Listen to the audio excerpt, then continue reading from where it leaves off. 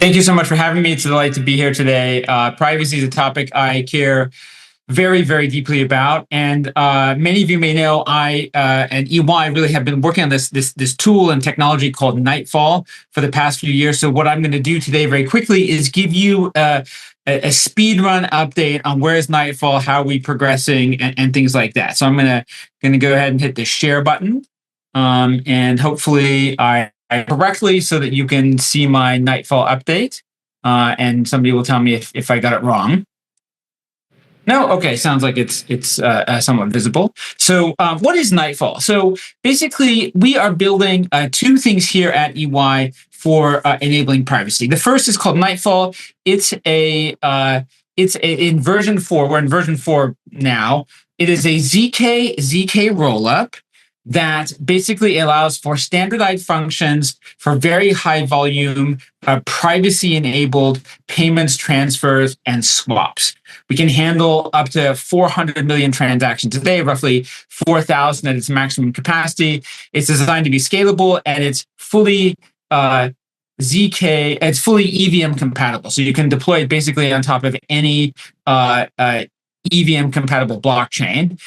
Very importantly, Nightfall is public domain open source code, and it's a privacy protocol. Nightfall has a sister technology called Starlight. And the issue with Nightfall is we wanted to build something that would enable very significant, scalable, simple transactions like payments and transfers and swaps. But we also have this understanding that for businesses especially, privacy means the ability to do complex business transactions under privacy with customized business logic. Every business agreement, and apologies if you heard me say this before, it's money for stuff under the terms of some kind of agreement. So we've got money tokenized, we have stuff tokenized, and it's easy to move them around. But what happens when you have customized business rules? Those business rules, if you run them into clear, you're exposing the same kind of super sensitive information. Starlight lets you take a standard Solidity smart contract, mark it up, and turn it into a zero-knowledge circuit. And the goal over time is for these two things to work together so that you can basically model and take any kind of business application tool or process and deploy it under privacy. Believe it or not, Paul Brigner made a very generous kind of reference to this. We've been working on this for a while. I joined EY in 2015 and started the blockchain practice. This is our 10th anniversary. And very quickly, we were like, wow, the most important thing we have to do is build privacy because enterprises require it. So here we are. We've been zipping away for 8 years. We showed our prototype back in 2018 at DevCon in Prague. And back then, we needed 2 full blocks of the Ethereum blockchain and $100 in gas to execute a single Nightfall transaction. Since then, we've gone through a bunch of different iterations. We had an optimistic version. Now we have a ZK version, and it's deployed in a testnet now, and it will be in production sometime in 2026. And so that to me is super exciting. We've been incredibly consistent in the iteration and performance improvements over time. Our goal is, as I mentioned before, is kind of this full composability and scalability. We're not there yet. Right now, Nightfall exists in one kind of bucket and Starlight exists in the other. But sometime next year, the plan is to get to full interoperability between these different capabilities so that you can have high volume, low cost, simple payments and transfers, along with complex business logic, and you never have to leave a privacy environment. The first network to announce that they were deploying this is Plume. Plume is an Ethereum layer 2 network. It's probably the biggest real world asset network out there. It is currently running. We have a testnet up and running on Plume now. The second network, which we announced a few months ago, is Celo. And Celo is another Ethereum layer 2 network, which is really focused on enterprise payments. We also have a testnet up and running on Celo as well. So you can go and have a look at that. And I would say we've probably got 1 to 2 more networks that we will be able to announce early next year, which I'm very excited about. So my goal is that by let's say early next year, Nightfall will be the most widely deployed privacy technology available in the blockchain ecosystem. Why do I think Nightfall remains really, really important? Like, there's a ton of privacy tools coming out, and one of my key observations is that, there's this joke like men will do anything to fix their problems except for go to therapy. I feel like a lot of blockchain developers will do anything to enable privacy except for actually use full encryption. And this is going to become increasingly important, right? We have a lot of these like mixers and privacy pools and trusted off-chain systems. They kind of seem to work, but I do not believe that they work at scale for enterprise use for a couple of reasons. And the most important is, first of all, you can't use them with non-fungible assets. You can't use them with any kind of customized business logic. But also, what we're seeing over and over again is that the best-in-class analytics systems are making it increasingly easy to track your transactions through bridges, through mixers, through privacy pools. And especially if you're a business and you're doing repeat transactions with a business party, right, you're going to make yourself very traceable in these ecosystems.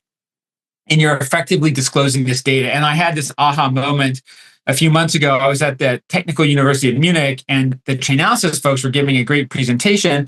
They showed stolen money moving through like 2 mixers and a bridge, right? And all of those things were designed to obfuscate the trail. If they can do that with criminal activities, you can absolutely believe they're going to be able to do that with lots of repeat enterprise transactions that people are not going to extreme lengths to do. So I personally think it's going to be really important as we go into the future to basically put your stuff into a privacy environment and keep it there, right? And for that, we need scalability, we need programmability, we need composability, but I think the one that we're not talking about enough is permanence.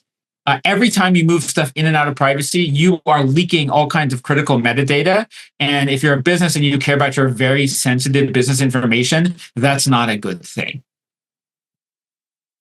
That is it for my presentation. We continue with our tradition of having new proof of Paul NFTs. And I think if you check my Twitter feed, which is P Brody, we also have a Christmas NFT, a Hanukkah NFT, a Happy New Year NFT, and coming soon, we will have a Lunar New Year NFT in the new year. So if you want to collect those, we are minting them now on the Base blockchain. And that is it for me. I have collected mine. Thank you, Paul. Thanks for having me. Thank you. I love your NFTs, the proof of Paul. I need to do something like that myself. Maybe I could just borrow yours, or we could do it together. Proof of Paul's. Maybe that's even better. That would be perfect. That would be perfect. You know what? Interesting. I was looking at that timeline. I was thinking about the history of Electric Coin Company and Zcash, and you've been grinding for almost 10 years, as we have. And am I wrong in that a lot of the code from Zcash was kind of the beginning of what you were doing? Yes, we were very inspired. I don't know if it was the code, but we were very inspired by some of the key ideas inside of Zcash. And that was important for us. And then we started thinking about, okay, how are we going to do this with NFTs, with unique business logic? So yeah, I think Zcash is incredibly, the 2 organizations that probably had the most influence on us are Zcash and Aztec. Yeah, I love it. So thank you for that. So on the whole 10-year thing to write software, there's an article that was written by a very well-known software developer back in 2001 named Joel Spolsky. I think that's how you pronounce it. He co-founder of Stack Overflow. He wrote an article that says, good software takes 10 years, get used to it. And I think that's absolutely true. That's kind of what we're experiencing with Zcash. I think that's what Paul is experiencing with Nightfall. And what I will tell you that you should anticipate is that someday you're going to wake up and Nightfall is going to be running almost all of the enterprise systems that you interact with, and it wouldn't surprise me one little bit because he's been doing the grind and he's paid his dues to make this work. So congratulations, Paul. Thank you. It would surprise me, but in the best possible way, because sometimes I'm a glass half empty. But I hope I have the same hopes you do, and I hope it's as transformational as you do. And I am every bit as thrilled. That video clip that you showed from the SEC presentation just filled my heart with joy to hear the completely different perspective. Yeah, thank you so much. Well, you take care and keep up the good work.